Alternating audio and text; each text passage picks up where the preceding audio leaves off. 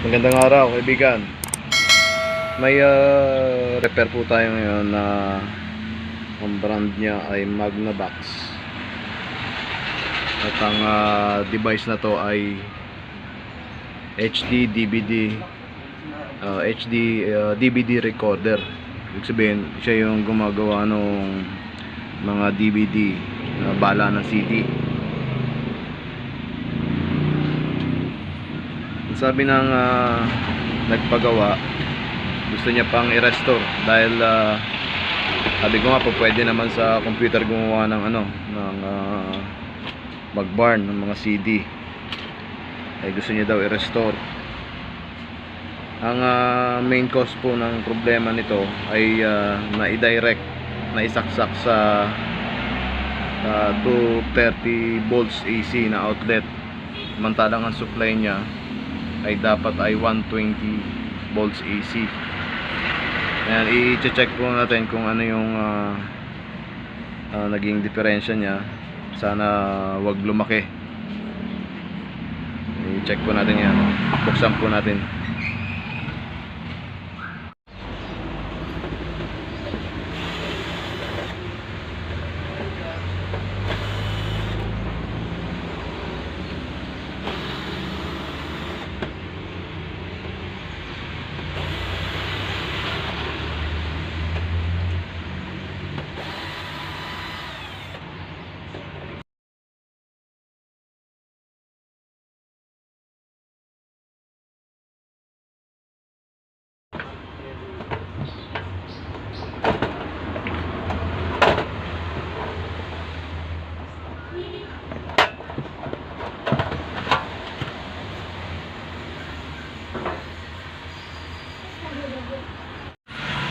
Yan po yung loob niya. Meron din po siyang hard disk,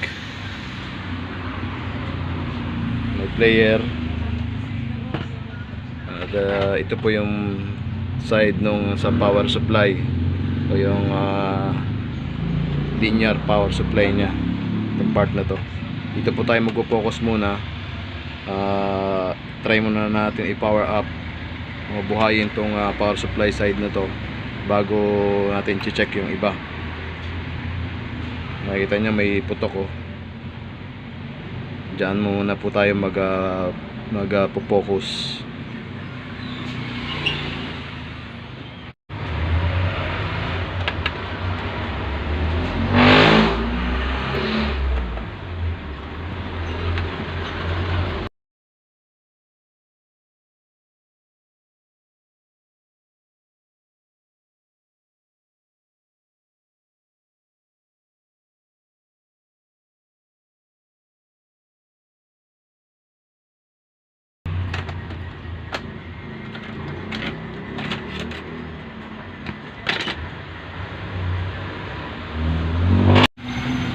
Yan, natanggal na po natin yung power supply board niya. Bago nyo po hawakan yung copper side ng power supply board, i-check mo muna natin kung may naka-store na voltage pa rito sa capacitor. Check natin sa multimeter kung may voltahe pa siya. Nag-i-store po kasi ng voltage yan, mga nasa 100 plus volts. Check natin kung meron pa siya. Set nyo sa tester nyo sa range ng DC voltage.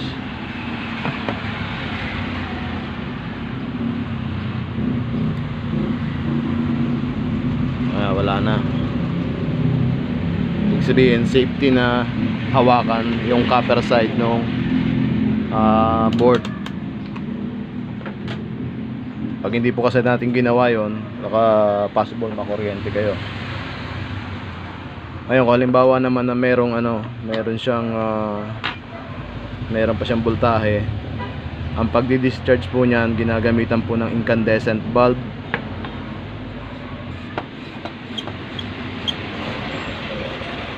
Ito pong ganitong klaseng bulb.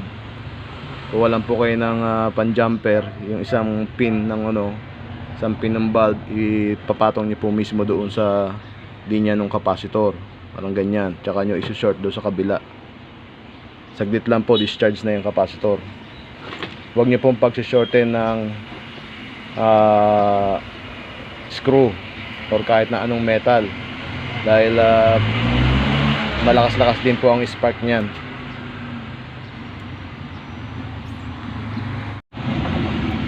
Yan, ito po yung sa side ng AC line. Makikita nyo po yung part pyesa na yan. Ayan, pyesa na yan. Yan po ay open na, bumuka na. Ang pangalan po ng pyesa na yan ay Varistor. Tapos ito pong kulay brown na to ay ang kanyang fuse. Sealed na fuse yan, sealed. Pag naisaksak po, ganito, 120 volts AC yung AC line nya, AC in. Ang una pong bibigay dyan ay itong pangalan nito, itong fuse at saka itong varistor na to. Yan po yung mag-o-open. Tatanggalin po muna natin at para ma-check.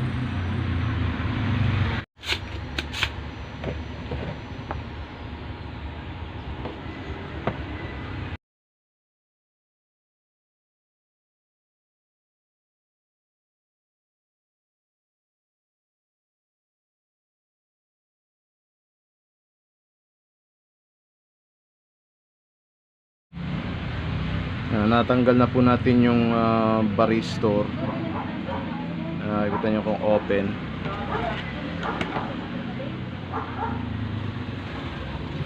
Ano na siya, crack na yung pinaka casing nya. I-check po natin yung fuse kung okay pa. Sure na yan, hindi na, dahil naisaksak ng direct sa 220.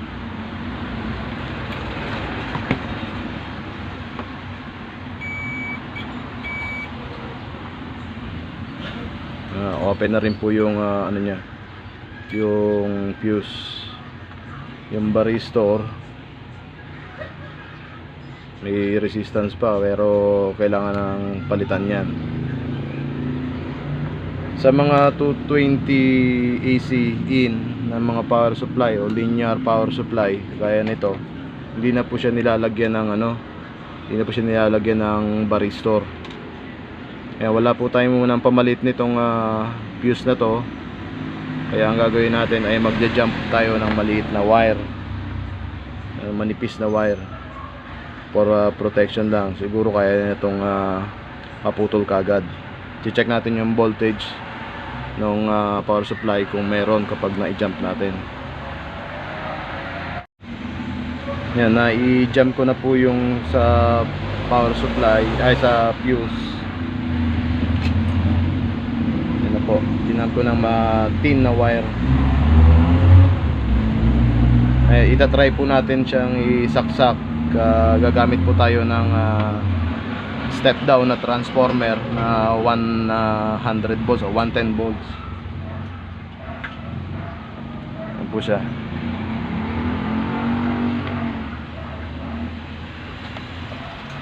Try natin siyang lagyan ng power kung gagana na ba.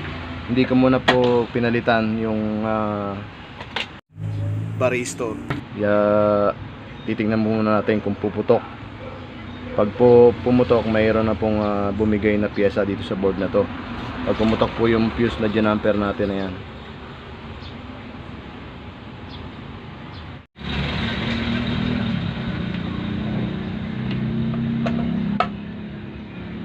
Hindi naman po pumutok yung fuse na nilagay natin. Check po natin yung input voltage ng supply natin.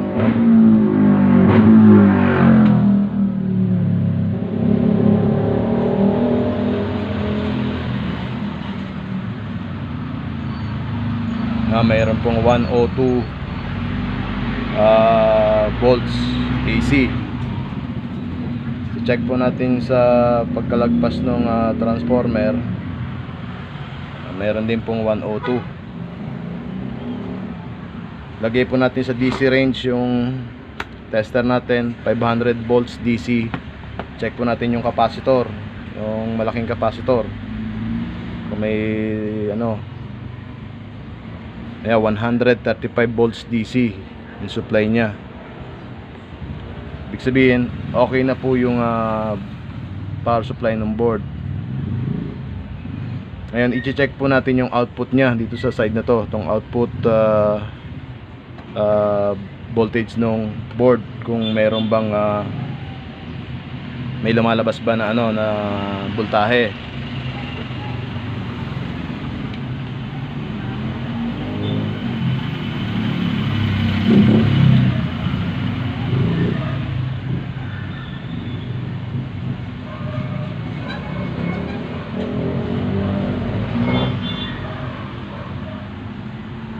Ayan, may 12 volts po.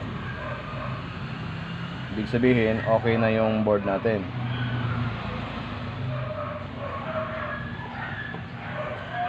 Pwede na siyang ulit gamitin. I-check po natin, nakatanggal na po yung outlet nya, yung plug nya doon sa supply. I-check natin ngayon yung sinasabi ko kanina na may karga pa yung capacitor. Check natin kung may voltahe pa. Baka hindi siya nag-discharge. Check natin para mahawakan natin yung board. Ganun po yung gagawin. Ayan, may 132 DC. Pwede pa kayong makakuryente po dyan. Kaya kailangan natin yan i-discharge. Yan po yung sinasabi ko na wag basta-basta hahawak sa board, lalo na sa power supply, kung hindi nyo pa nadi-discharge yung, o hindi nyo nalalaman kung meron pang voltahe o wala na. Kagaya nito na tanggal na si AC plug pero may voltahe pa naka-store sa capacitor nya. Para safety, i-discharge po natin yan. Gamit tayo ng alligator at saka nitong incandescent bulb. Yung isang tip ng alligator lalagay nyo sa negative side ko, kahit saan, kahit sa positive. Yan. Dito po isang dulo, tanggal.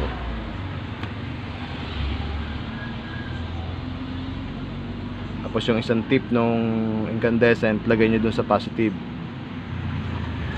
saka nyo idot-dot yan. Spark, may nakita kayong spark. Check natin kung may voltahe pa.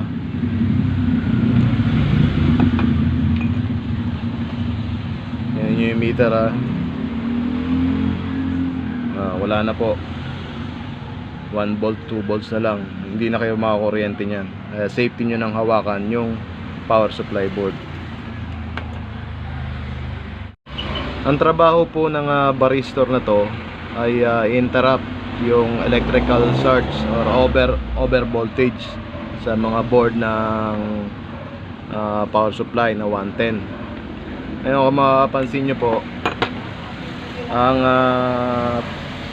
itong varistor na to ay nakaparallel mismo sa dalawang line ng AC o line in. Dito po siya nakalocate. Ayan, dyan sa dalawa na yan, nakaparallel po siya doon sa dalawang linya. Plus yung fuse po na naka-series lang sa isang linya. Kaya pag nagkaroon po ng over voltage na pumasok dito sa board na to, ang mangyayari, uunahin yan sirain itong varistor, tsaka niya puputukin si fuse. Ganun po yung sistema niya. Ngayon, dito po sa sa datasheet nitong varistor na to, na nakakuha ko rin sa internet, ang voltage, maximum voltage, AC voltage na magti-trip siya o masisira siya ay 150 volts. Ngayon, kung sinaksak nga sa 220 o 230 volts, automatic susunugin niya ito o sisirain niya ito. Ayun po yung trabaho niya. Kaya po siya nakaparallel doon sa dalawang linya ng AC. Ngayon, dito po sa Pilipinas, napakadalang po ng 110 na supply. Lalo na kung nasa mga residential areas ka lang, wala pong 110 na supply, kundi 230 volts. Ngayon, makakakuha lang po tayo ng 110 volts o 100 volts o 120 volts na supply kapag po ang AC o yung galing sa Meralco ay 3 phase. Tatlong linya, pwede nyo pong kuhanan pwede po kayong magkuha ng 110 doon. Pero po yung mga sa residential, na supply ay lahat po yan ay 220 o 230 volts. Ngayon, dito po sa power supply board na to, para po hindi na siya sa susunod, hindi na magkamali na maisaksak pa ulit sa 230 volts, gagawin na pwede po itong gawin na 220 direct. Ipapakita ko po sa inyo mamaya kung ano-ano po yung mga pyesa na papalitan. Simple lang po ang pag-convert nito. Wala po siyang ang transformer po niya maliit na, hindi yung kagaya na sa mga conventional na malalaki yung transformer na pwede nating i-rewind. Ito po hindi, pyesa po ang papalitan natin dito. Sa pagko-convert po ng power supply board ng isang gamit, syempre ang dapat nyong unahin ay malaman nyo muna kung ano po yung output voltage ng board na yon, dahil yun po yung importante, yun yung papatakbo doon sa ibang component ng gamit na i-convert nyo. Ang next po na gagawin, gaya ng ginawa ko po kanina, pinaandar muna natin siya sa 110 volts para malaman natin kung ano yung voltahe nung output nya. Ito po yung output nya, para malaman natin kung ano-ano yung mga voltahe na mayroon sa kanya. So, ang next na gagawin natin ay suyurin lahat nung dadaanan nung AC in, yung input natin, yung AC input, kung dinaanan po ng ano na yan, dinaanan po ng line na yan. Doon sa side po na ito, dito po wala pong gaanong pwedeng masalansala kung gagawin po natin itong 230 volts, dahil itong capacitor na to, ang maximum po niya ay 250 volts, 230 lang naman po tayo. Ang isa pang i-check natin, yung mga diode, yung mga diode na yan po, nung tiningnan ko sa datasheet, ay maximum po ng 500 volts. The next na sisilipin natin ay itong filter capacitor o yung polarized capacitor. Ang nakalagay po sa kanya 220 microfarad 200 volts. Yan po ang isa sa papalitan natin. The next naman po ay itong switching regulator. Ito pong transistor na to na may number na K5A50D po. Tinignan ko sa datasheet, yan pong switching regulator na yan, ang maximum voltage na kaya niyang i-handle ay 500 volts. Yan po. Pag nakalagpas na po yan dyan, wala na po tayong ibang problemahin. Pero i-check din po natin, baka mayroong mga parts na umiinit pag na-i-convert na natin sa 230 volts AC. Ayan, ang una muna pong papalitan natin ay yung varistor, tsaka yung fuse, at tsaka po itong isang capacitor na to, dahil yung voltahe niya po ay 200 volts AC lang, 200 volts lang. Kailangan natin siyang palitan ng mas mataas na voltahe, the same pa rin yung farad. Same yung farad, pero tataasan po natin yung voltahe. Siguro nag-range po to sa mga 300 pesos ang value. Nakakuha po ako sa scrap ng capacitor. Ito po ay galing sa TV. Ang value po niya ay 220 microfarad 400 volts. Panapat na po siya. Pwede na pong isalpak yan dyan, dahil ang input voltage po natin ay 230 volts. Hindi na po siya aabot doon sa ano na yun, sa maximum na yun. At ito po yung varistor na nakuha ko. Ang value po niya, ang number po niya ay 14N561K.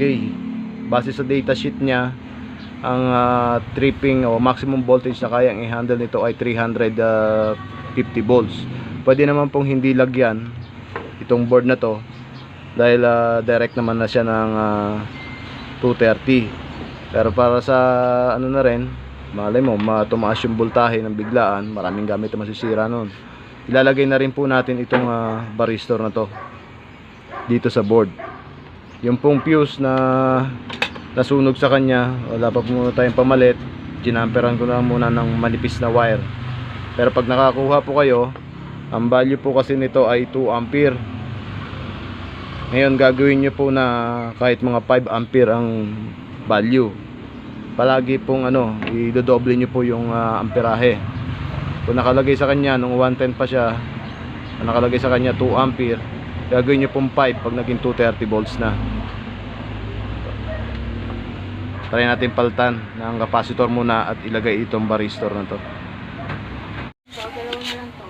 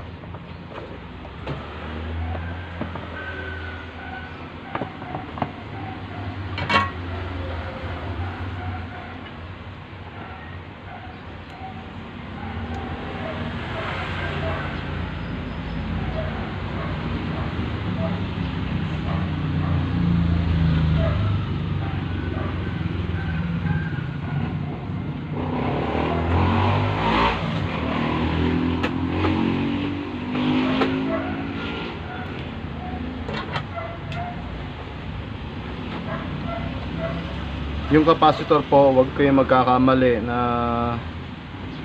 paglalagay dahil mayroon pong polarity yan. May positive tsaka negative po yan. Yan po ay electrolytic. Kung paano nyo po tinanggal, ganun nyo din ikakabit. Ito po yung original nya.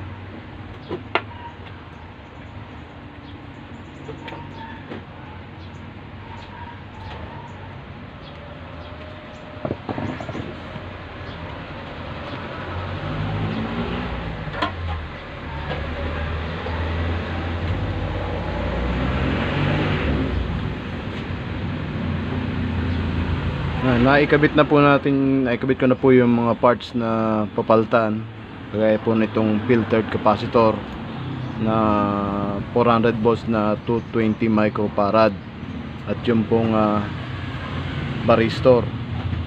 Siyempre yung jumper po natin na nilagay ko kanina dahil wala pa tayong pamalit na fuse, yun na po siya. Ngayon na-try natin siyang lagyan ng power at para makilaman natin kung okay ba yung ginawa natin na pagko-convert. Da-direct po natin ito dito sa 230 volts AC. I-check po natin siya.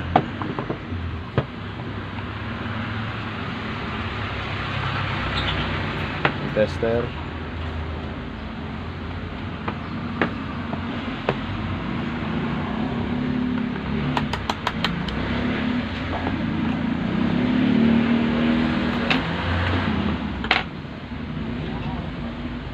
Ingat lang po, first time pa-power up natin itong board, pero safety naman po yan dahil may fuse. Saksak na po natin. Naka-plug in na po. Check natin si input voltage kung ilan. Input voltage, ayan na po siya, 225 volts. Yan na po yung input voltage natin. Ngayon pupunta po tayo sa output ng power supply na yan, kung ilan ng ilan ang output niya. Ilalagay po natin sa range ng DC para makita natin kung ilan yung output ng power supply.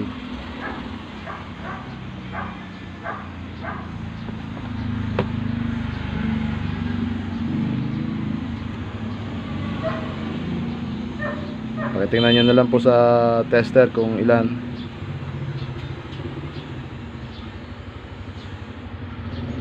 12 volts din po.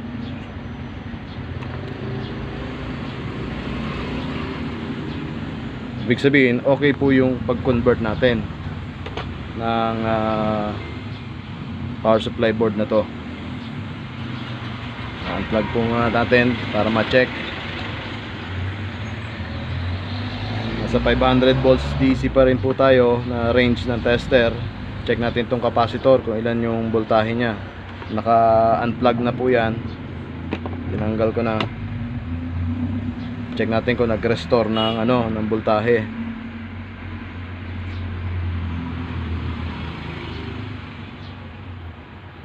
Nag-restore po 291. So,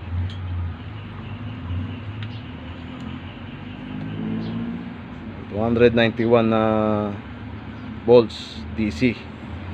Nakukuryente na po kayo niyan. Kaya i-discharge po muna ulit natin yan para mahawakan natin yung board, para mailagay natin mismo dito sa niya, sa lagayan niya.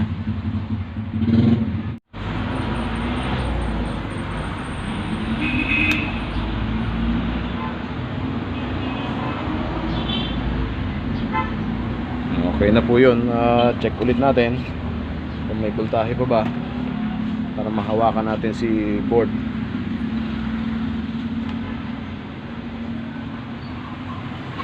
Zero zero na po yung niya, reading. Wala na po. 4 volts na lang. Pwede na natin siyang hawakan. Salpak na po natin sa lagayan niya at para ma-check natin kung gagana ba siya.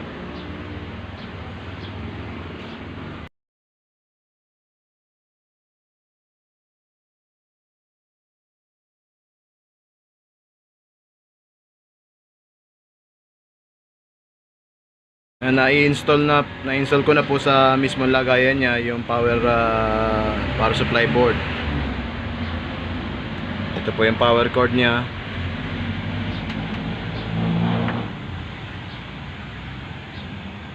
I-check natin tong outlet.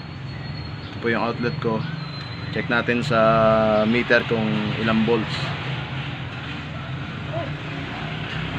Yan po yung volts niya.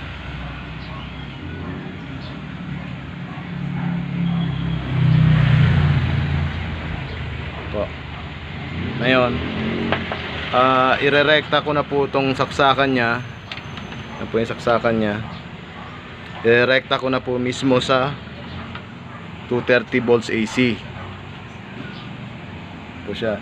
Nakita nyo yung pan, umandar na. Power on na natin.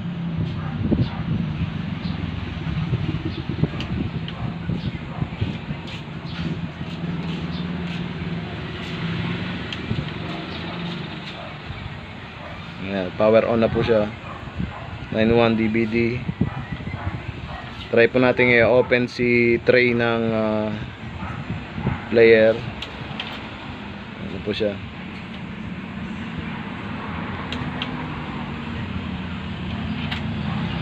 Pwede rin po siya sa HD. Play. Mag-play na po siya. Yan, simple lang po ang mag-convert ng linear power supply sa mga ganito pong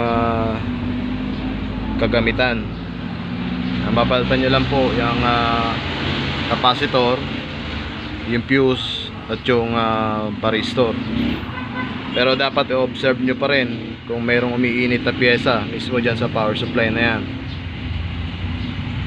Direkta na po yan sa 230 volts, hindi na po siya 110 o 120 volts AC ang supply, ang input supply.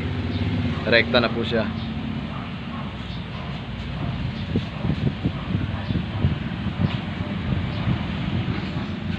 Sana po may natutunan kayo doon sa video na to. Maraming salamat po sa panonood. Sunod po ulit.